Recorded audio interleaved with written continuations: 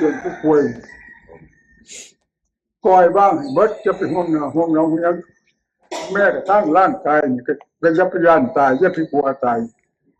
ถึงกลัวแล้วมันก็แตกขึ้นเขาบ่กลัวมันก็แตกขึ้นเขาอยู่เมื่อการหลักฐานซ้ำพ้องเข้าใจให้กำมืดจิตเข้าไปให้ไปสุดขีดมันคำที่ว่าสุดขีดของจิตของใจคืออย่างคือความว่างของจิตด้วยธรรมชาติของจิตมันจะว่างเด้อ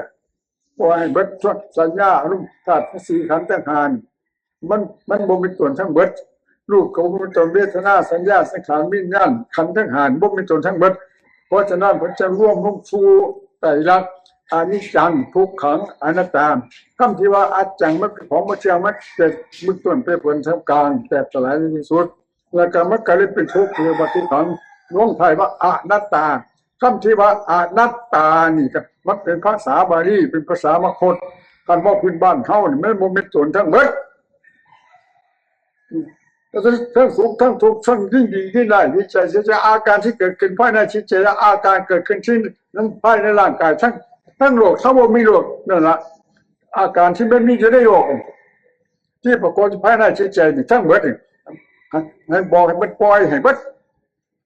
ให้กำหนดเข้าสู่ความว่างของจิตแล้วก็ให้กำหนดลบ